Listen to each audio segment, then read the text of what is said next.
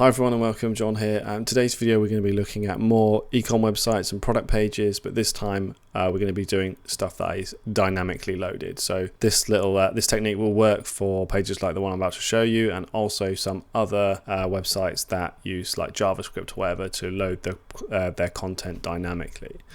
So the website we are going to be looking at is this one. It's called Beerwolf. It is a beer website, and if I go to view the page source, you'll see right here that this is a load of script code that is loading up all of the product information for us.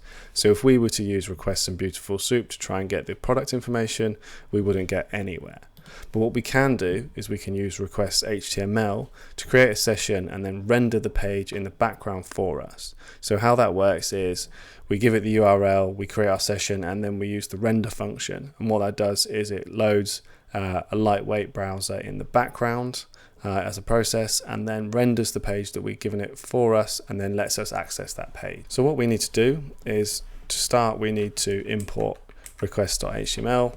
If you don't have this installed already, you can do pip install, and it's this one right here. So you could come here and we can see requests HTML passing for humans, and this pip install right here. So if you need to do that, go ahead and do that. So to import that, we are going to do from request HTML, and we're going to import the session. And then we are going to set our URL, and we're going to copy this page right here. Put that there. And then we can do s is equal to HTML session. So we're basically just setting a s variable to be our session. And then very similarly to our standard requests, we do r is equal, but this time it's s.get, because that's our session that we've set here, and then the URL. For those of you that have watched my video on user agents, requests HTML module actually cycles through different user agents, so we don't need to specify our own ones when we're using this request HTML library, but if we are using the request one, we do. So now we want to get it to render the page for us, so we can do r.html.render. Now what that's going to do is it's going to load up the browser in the background and render all the page for us, so execute all the JavaScript and then let us take the information from it. What I'm going to do is I'm going to put sleep is equal to 1 in here. Now what that does is it just gives it a 1 second break after it's rendering, so it just gives it a little bit of time to make sure the information's there before we start trying to grab it. If you're trying to do this and you don't have that and it's failing, that could be why, so go ahead and put sleep is equal to 1 in there. So now I'm going to go ahead and print out the r.status code just to check that we're getting something back correctly.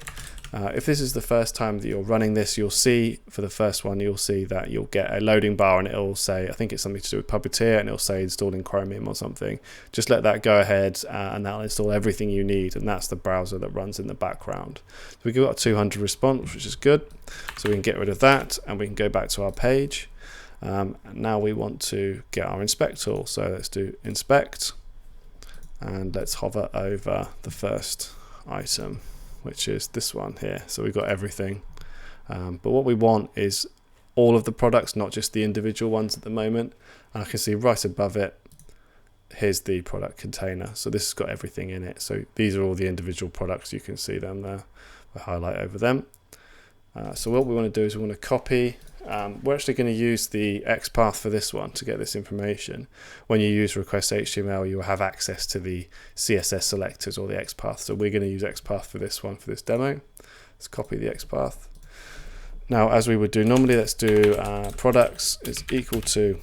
Now we want to do r.html because we've just rendered it, and we want to do .find. We want to do XPath and paste that in there.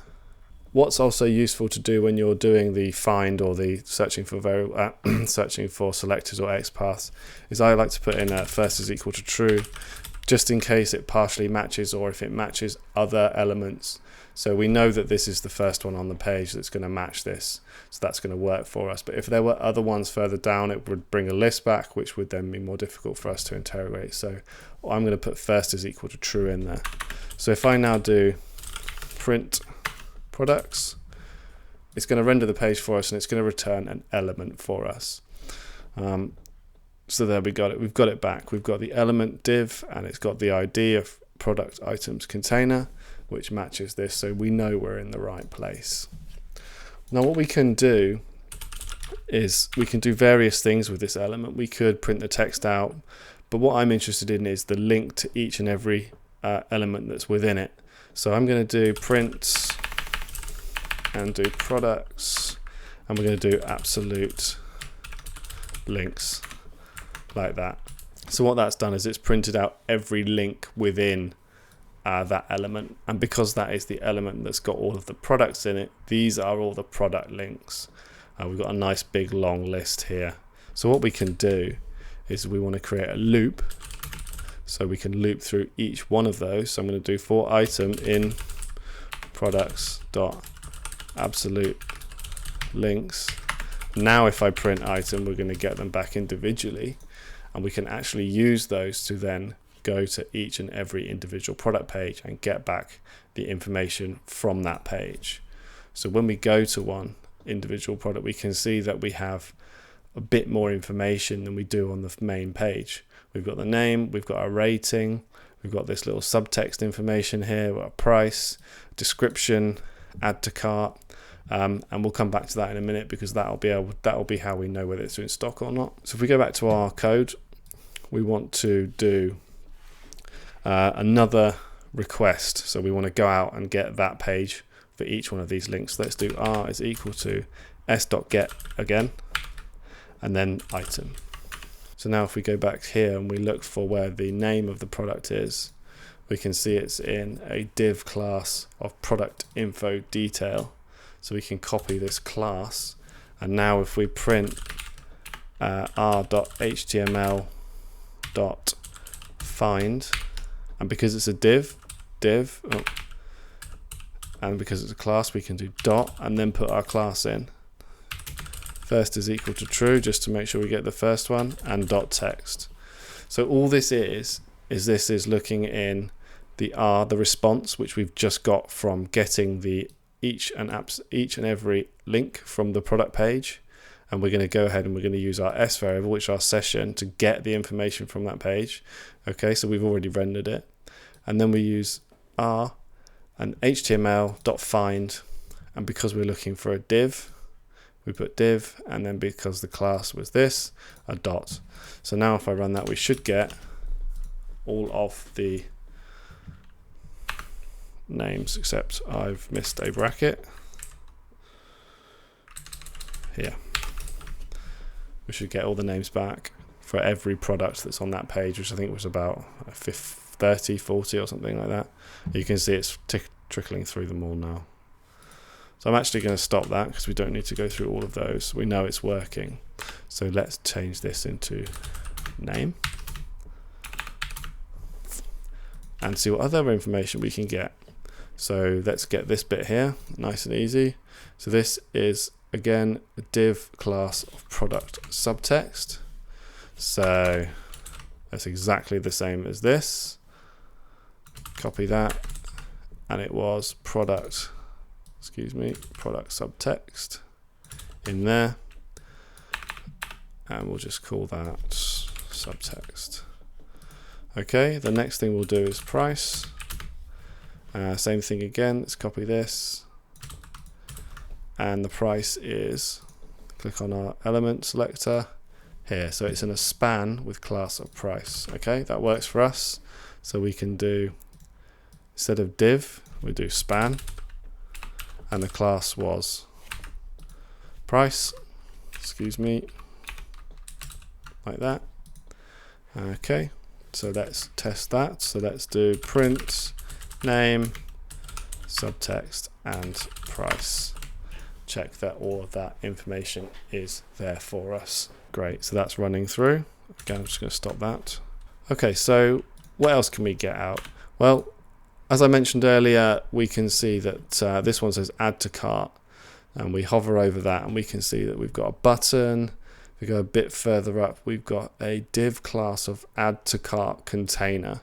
Now that's interesting, because if we go and find a product that is out of stock, it won't have this class in it. So this product is out of stock. So if we again do inspect, if we look at the out of stock button, this is a div class disable container. So there is no div with a class of add to cart container. So what we can do is we can just do an if statement on this. So if this class exists, the product is in stock. If it isn't, it's out of stock. So we can just do if r.html.find, and it's a div. Yep. So if that's there, then stock is equal to in stock, else stock is equal to out. Oh dear. Out of stock. Okay, so now we can put stock in here as well. And I'm also, whilst we're doing this, I'm going to get the rating as well, so we can see, get the inspect tool.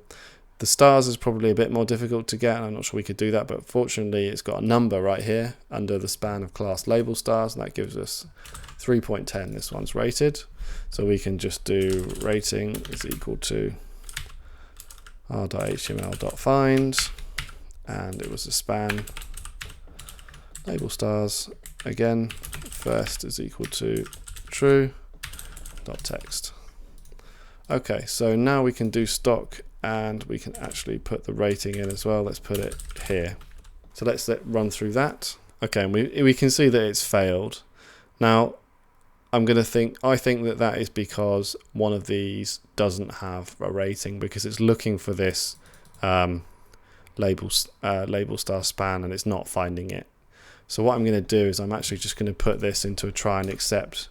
So it's going to try to look for that element, and if it can't find it, we are going to do rating is equal to none.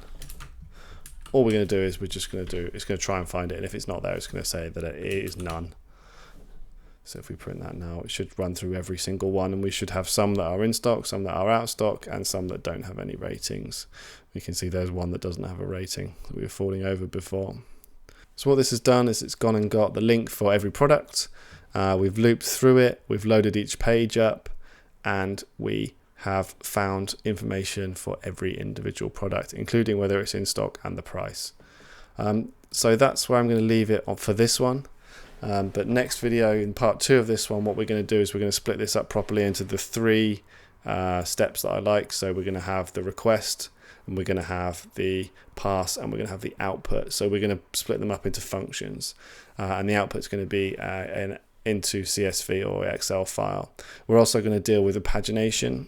So if we scroll right to the bottom of the page, we can see that we've got lots of products and quite a few pages, 10 plus. So we're going to deal with that as well, and then we're going to end up with a script that's going to load up and render the JavaScript for this whole website and get every product info from this category.